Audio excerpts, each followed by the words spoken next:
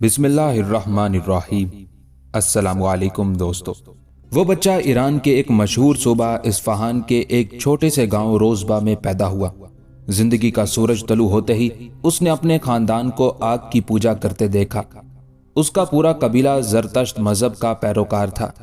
شعور کی سیڑھی پر قدم رنجا ہوتے ہی اس کے والد نے اپنے مذہب زرتشت کی محبت اس کے دل میں ڈالنا شروع کر دی۔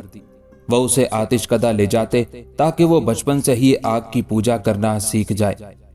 ننھے ذہن میں جب آتش کدہ اور آگ کی محبت ڈال دی گئی تو اس کا زیادہ تر وقت وہیں بسر ہونے لگا۔ جوانی کی دہلیز پر قدم رکھا تو سارے قبیلے کی مشاورت کے بعد اس کو آتش کدے کا مجاور بنا دیا گیا۔ وہ مابا تھے، مابا بن بوزخشان۔ اب ان کا کثیر وقت تنہا آتش کدہ میں آگ کی پوجا کرتے گزرا کرتا۔ وہ بظاہر تو مصروف عبادت گزار تھے، لیکن ان کا دل اب کہیں اور بھٹکنے لگا تھا۔ ایک سوال تھا، فقط ایک سوال جو مابا کو اندر سے جھنجھوڑ رہا تھا۔ کیا واقعی یہ آگ میری معبود ہو سکتی ہے؟ کیا یہ آگ اس لائق ہے کہ میں اس کی عبادت کروں، اس کو پوجوں؟ یہ آگ جسے میں جلاتا بھی خود ہوں، جو خود جل بھی نہیں سکتی۔ نہ اس کا آغاز خود ہے، نہ اس کی انتہا خود۔ تو یہ میری آغاز و انتہا کی خالق و مالک کیسے ہو سکتی ہے؟ یہ وہ سوال تھا جس نے ان کے قلب و ذہن میں تبدیلی کی ایک لہر پیدا کر دی تھی۔ اس سوال سے مزید نئے سوالوں نے جنم لیا۔ اگر یہ معبود ہونے کے لائق نہیں تو پھر کوئی اور ہے جو معبود ہے، لیکن وہ کوئی اور کون ہے؟ اسے تلاش کرنا ہوگا۔ اب وہ اکثر آتش کدہ سے باہر بیاباں میں اپنے معبود کو تلاش کرنے نکل جاتے۔ جب کچھ نہ پاتے تو واپس آتش کدہ آ جاتے۔ ایک دن یوں ہی راہ گزر میں انہوں نے چند عیسائیوں کو عبادت کرتے دیکھا۔ مابا کو عیسائیوں کے طریقہ عبادت نے متاثر کیا۔ انہوں نے ان لوگوں سے ان کے مذہب اور طریقہ عبادت کے بارے میں پوچھ گچھ کی۔ نتیجے میں معلوم ہوا کہ یہ بھی ایک مذہب ہے، اور یہیں سے مابا کے قلب میں جھکڑ چلنا شروع ہوئے۔ مابا جو زرتشت مذہب کو ہی تمام انسانوں کا مذہب سمجھتے تھے، اب زرتشت کے علاوہ کسی اور مذہب کے بارے میں سن کر بہت حیران ہوئے۔ اسی وقت سوال کیا کہ ان کا مرکز عبادت کہاں ہے، وہ ان کے ساتھ کیسے جا سکتے ہیں؟ عیسائیوں نے بتایا کہ ابھی ہم کچھ دن یہی قیام کریں گے، لیکن کچھ دنوں بعد جب ہمارا قافلہ یہاں سے نکل کر اپنے مرکز واپس لوٹے گا تو وہ ان کے ساتھ جا سکتے ہیں۔ مابا کو حق کی تلاش تھی۔ انہیں کھوج لگ گئی تھی کہ اب حقیقی معبود کو ڈھونڈنا ہے، اسے پانا ہے اور پھر صرف اسی کی عبادت کرنی ہے۔ مابا نے انہیں کہہ دیا کہ جب وہ واپس اپنے مرکز کی طرف سفر کریں تو انہیں بھی ساتھ لے جائیں۔ مابا حق کی تلاش کے لیے سفر کا مصمم ارادہ لیے گھر کو لوٹ آئے۔ گھر پہنچتے ہی مابا نے آج بیتی جانے والی ساری روداد اپنے والد کو سنائی۔ والد سن کر ڈر گئے کہ کہیں میرا بیٹا میرے مذہب کو چھوڑ نہ دے، کہیں یہ زرتشت مذہب کا جانشین اپنے مذہب سے بغاوت نہ کر بیٹھے۔ اسے روکنا ہوگا، اسے لگامیں ڈالنی ہوگی۔ انہیں روک دیا گیا، لگامیں ڈال دی گئی۔ والد کی طرف سے حکم دیا گیا کہ مابا کو بیڑیوں میں قید کر دو۔ چنانچہ مابا کو بیڑیوں میں قید کر دیا گیا۔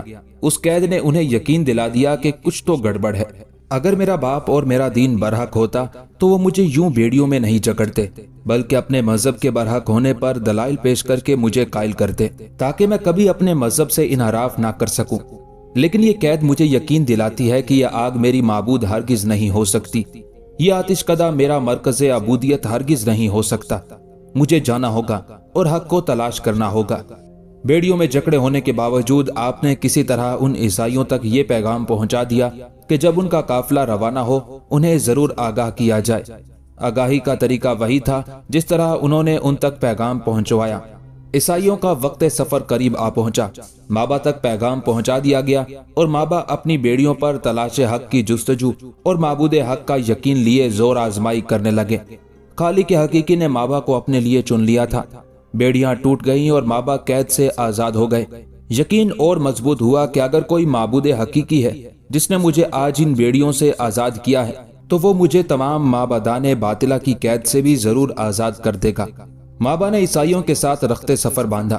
دل میں دین حق کی تلاش کے جگنو لیے ملک شام پہنچ گئے۔ وہاں پہنچتے ہی آپ سب سے پہلے عیسائیوں کے مرکز یعنی گرجا گھر گئے۔ وہاں موجود پادری سے ملے۔ پادری سے دین عیسائیت اور حضرت عیسیٰ علیہ السلام کی بابت جاننے کے بعد پادری کے ہاتھ پر عیسائیت قبول کر لی۔ ملک شام میں موجود پادری جس کے ساتھ آپ ہمہ وقت موجود رہتے، دین عیسائیت کی تعلیم حاصل کرتے اور مسلسل عمل کے لیے کوشاں رہتے۔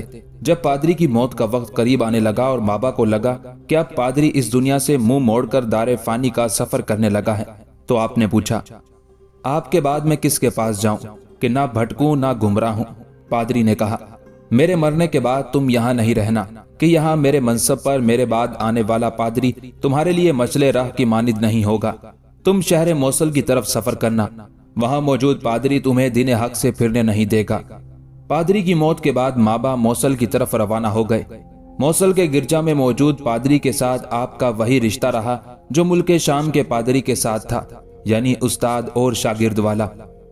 موصل کے پادری کا وقت بھی تمام ہوا اور اسے بھی اپنے مالک کی طرف سے بلاوا آ گیا۔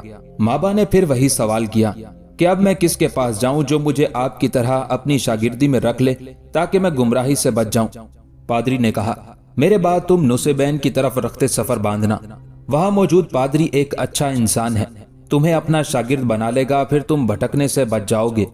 مابا نصیبین پہنچے اور وہاں موجود پادری کی شاگردی میں رہنے لگے۔ نصیبین کے پادری کا وقت بھی مکمل ہوا اور یوں اس کے بعد مابا اموریا پہنچ گئے۔ اموریا پہنچنے کے بعد یہیں سے آپ کی حیات نے ایک نئے سفر کا آغاز کیا۔ اموریا کے گرجا گھر میں موجود پادری نے آپ کو اپنی حیات کے آخری وقت تک اپنی خصوصی رفاقت میں رکھا۔ وقت اجل آیا تب کہا، مابا میرے بعد اب اس سرزمین پر تمہیں کوئی عیسائی پادری اس لائق نہیں ملے گا جو دین عیسائیت کے پیروکاروں کو مخلص ہو کر گمراہ ہونے سے بچائے۔ اب صرف ایک ہی جگہ ہے جہاں سے دین حق کی نئی راہیں ہموار ہوں گی، اور وہ ہے جزیرۃ العرب۔ تم وہاں چلے جاؤ بیٹا۔ جزیرۃ العرب میں اب تک نبی آخر الزماں کے ظہور کا وقت قریب آ پہنچا ہوگا، جو صحرائے عرب سے اٹھ کر دین حنیف کو زندہ کرے گا اور اس زمین کی طرف ہجرت کرے گا جہاں کھجوروں کی کثرت ہوگی۔ اس کے دونوں شانوں کے درمیان مہر نبوت ہوگی۔ وہ ہدیہ قبول کرے گا لیکن صدقے کو اپنے لیے حرام سمجھے گا۔ تم جب اس نبی پاک کا زمانہ پاؤ تو اس کی خدمت میں ضرور حاضر ہونا۔ اموریا کے پادری کے انتقال کے بعد اب مابا کو صرف ایک ہی جستجو تھی، کسی طرح جزیرۃ العرب پہنچ جانا اور وہاں موجود حق کے آخری چراغ سے ملاقات کر کے اس چراغ کی روشنی سے خود کو منور کر لینا۔ وہ تلاش میں تھے کہ کب کوئی قافلہ حجاز کی طرف سفر کے لیے روانہ ہو اور وہ ان کے ساتھ شامل ہو جائیں۔ ان کی من کی مراد پوری ہوئی اور ایک قافلہ حجاز کے لیے نکلنے لگا۔ وہ بھی ساتھ شامل ہو گئے اور من ہی من میں حق کی تلاش میں کامیابی کی طرف بڑھتے قدم انہیں مسرور کرنے لگے۔ لیکن شاید اللہ کو ابھی مابا کی مزید آزمائش مطلوب تھی۔ مابا اور باقی قافلے والے ابھی راستے میں تھے کہ وادی القرا پہنچ کر قافلے والوں نے مابا کو ایک یہودی کے ہاتھوں فروخت کر دیا۔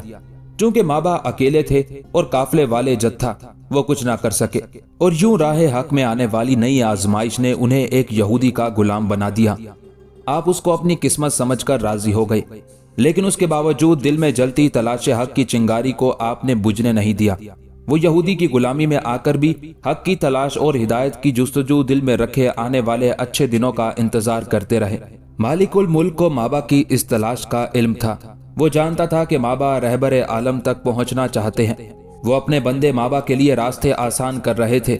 ہوا کچھ یوں کہ ایک دن یہودی کے گھر ایک مہمان آیا۔ اسے ایک غلام کی ضرورت تھی۔ اس نے اپنے میزبان دوست سے کسی غلام کی بابت سوال کیا تو یہودی نے اس مہمان کو مابا کی پیشکش کی، جو کہ مہمان نے قبول کی اور اپنے میزبان دوست یہودی سے مابا کو بطور غلام خرید لیا۔ مہمان یثرب کا رہائشی تھا، لہٰذا وہ مابا کو اپنے ساتھ لے کر واپس یثرب آ گیا اور یوں مابا مدینہ النبی یثرب پہنچ گئے۔ یہاں پہنچ کر مابا نے جب چاروں طرف کھجوروں کے جھنڈ دیکھے تو سمجھ گئے یہی وہ مقام ہے جس کے لیے میرے استاد عیسائی پادری نے کہا تھا کہ اس جگہ پر آخری رہبر عالم کا ظہور ہوگا۔ ایک دن ایسا ہوا کہ آپ باغات میں اپنے مالک کے ساتھ کام کر رہے تھے کہ اچانک شہر سے ایک آدمی بھاگتا ہوا آیا اور کہنے لگا، خدا بنو قبیلہ کو غارت کرے، سب کے سب قبا میں ایک شخص کے پاس جا رہے ہیں جو مکہ سے آیا ہے اور خود کو نبی کہتا ہے۔ مابا نے جب اس کے منہ سے یہ الفاظ سنے تو چونک گئے۔ اس آدمی کی طرف رخ کیا اور سوال کیا کہ جو بات تم نے ابھی کہی دوبارہ تفصیل سے بتانا۔ وہ آدمی بتانے ہی لگا تھا کہ مابا کے مالک نے ان دونوں کو جھڑک کر خاموش کرا دیا اور مابا سے کہا کہ جاؤ جا کر اپنا کام کرو۔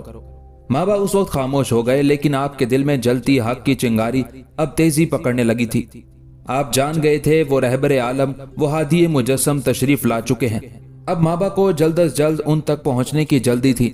لیکن اس کے لیے اب وہ 3 نشانیاں پوری ہوتا دیکھنا چاہتے تھے جو آپ کو آپ کے پادری استاد نے بتائی تھی۔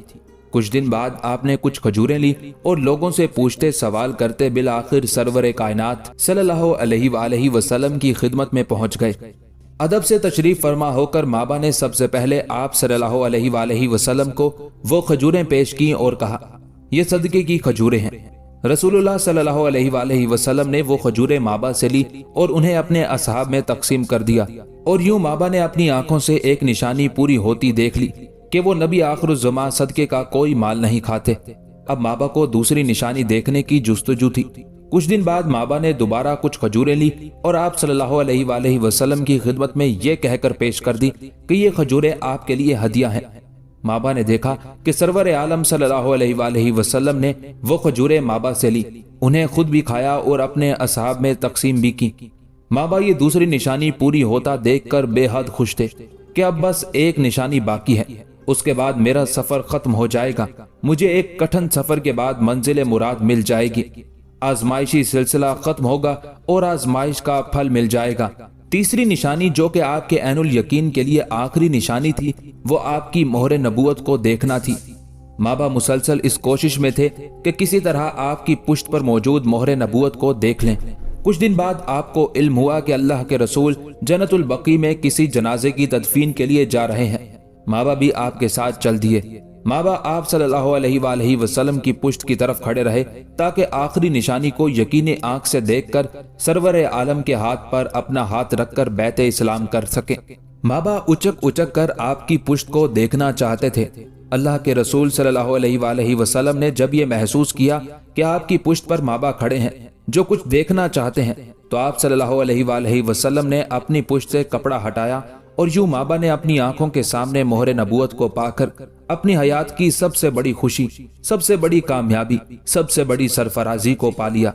مابا نے جو ہی مہر نبوت دیکھی، نم آنکھوں کے ساتھ اپنے ہونٹوں سے مہر نبوت کا بوسہ لیا اور آپ صلی اللہ علیہ وآلہ وسلم کے سامنے آ کر آپ کے دست مبارک میں اپنا ہاتھ دے دیا، قبول اسلام کی فرمائش کی، اور یوں نبی صلی اللہ علیہ وآلہ وسلم کے دست مبارک پر اسلام کی بیعت کی۔